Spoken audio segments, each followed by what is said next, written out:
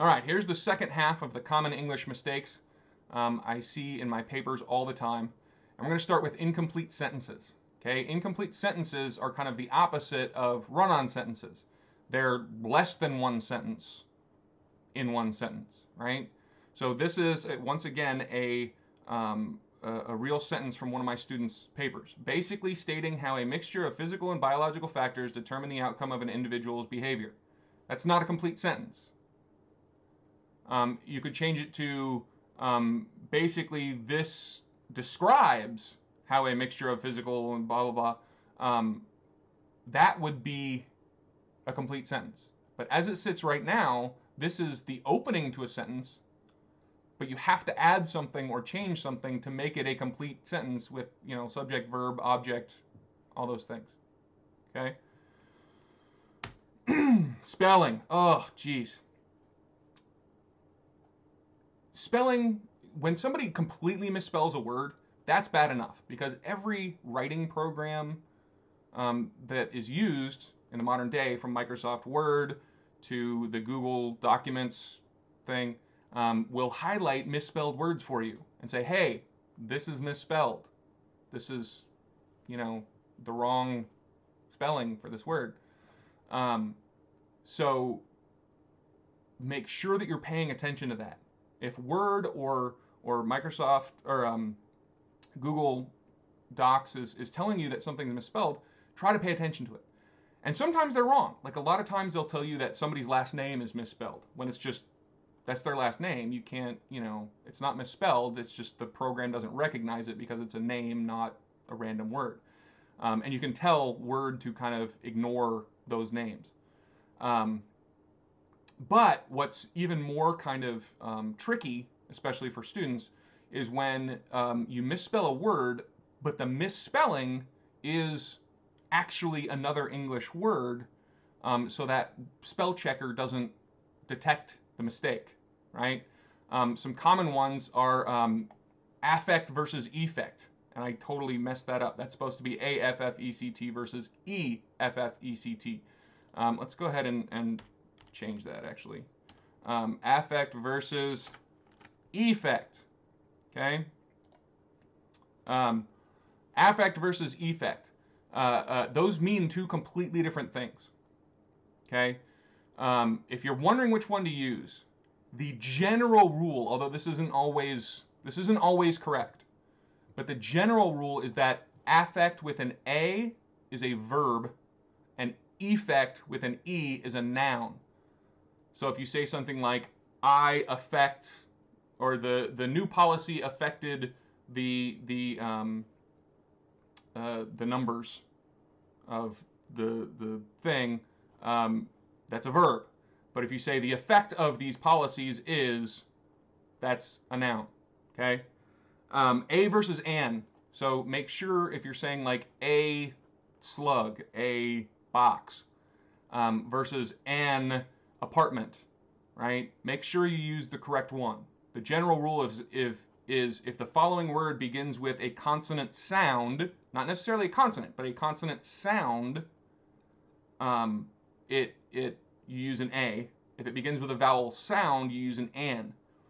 But it doesn't necessarily have to begin with a vowel. So for instance, hour, H-O-U-R, right? So like 1 hour is 60 minutes.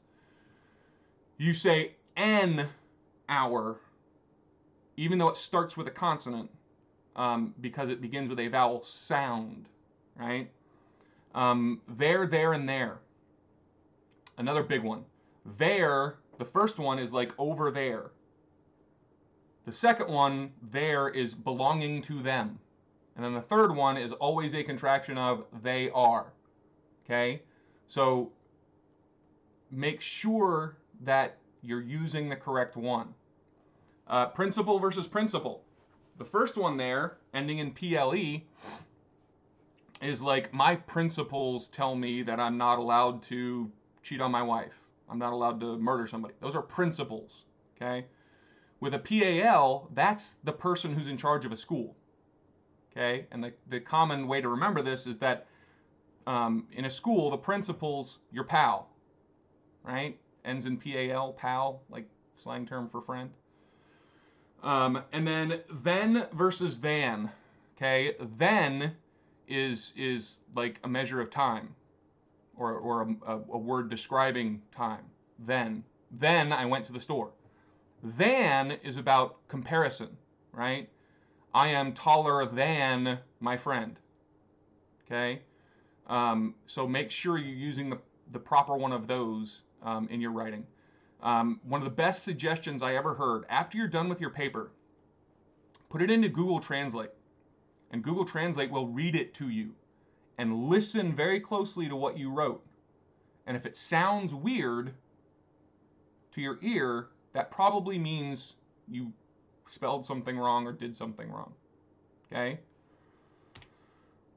Numbers. The general rule is that you spell out 1 through 10. So, like, there were 5 lions in the pride.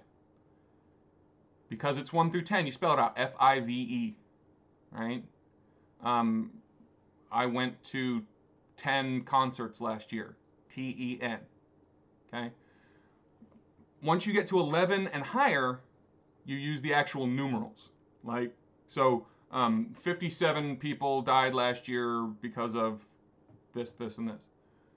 Because it's 57, you use the numeral 5 and then numeral 7, right? But there are some exceptions to this rule. So for instance, if you're talking about percentage or a price, you can write it in numerals and use the symbol on your keyboard, right? So if I were to say like, this happened at a rate of 5%, I could still write it out, F-I-V-E-P-E-R-C-E-N-T, or I could do numeral 5 and the percentage sign, right? That's acceptable. Same thing with prices. The sandwich cost $5. Okay, I could write it out, F-I-V-E-D-O-L-L, or I could do $ numeral 5, usually 0.00, right? If it's at the beginning of a sentence, always, always, always spell it out, no matter what the number is, right? So like 5,000 troops were deployed to the war zone. Because the 5,000 number is the beginning of the sentence, it's the first word in the sentence, spell it out, F-I-V-E space 1,000, right? If there are decimals, right, so like 1.7 or 3.8 or something like that, if there are decimals, you can use the numerals instead of spelling it out. It's a lot easier to read decimals in numeral notation than it is when they're spelled out. If there are two numbers together, so like 10 15-year-olds, right? So there are a bunch of 15-year-olds. How many are there? There are 10 of these 15-year-old children. When there's two together like that, do the first number spelled out, 10, T-E-N, and then the second number in numerals, 15, 1, 5-year-olds, okay? And then finally with decades and centuries. So if you're talking about like, back in the 50s, rock music was beginning. You want to spell those out, right? So in the 1st century AD, spell it out. Don't use numerals. Less versus fewer.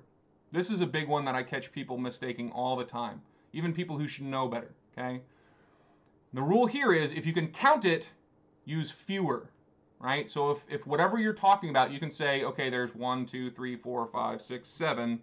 Now there's only 6. We now have fewer than we did before, right? At one point I owned 3 dogs, but now I have fewer, right? But if it's continuous, like the amount of milk in a cup, you can't count how much milk is in that cup. Like you could say there's 7 ounces or whatever.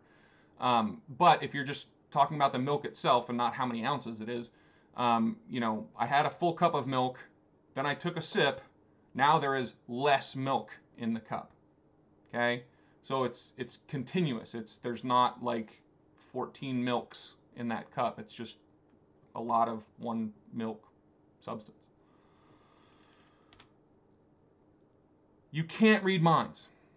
You can't tell the future, okay? You can talk about what might have happened if something were different, but you can't tell me what would have happened if something were different, right?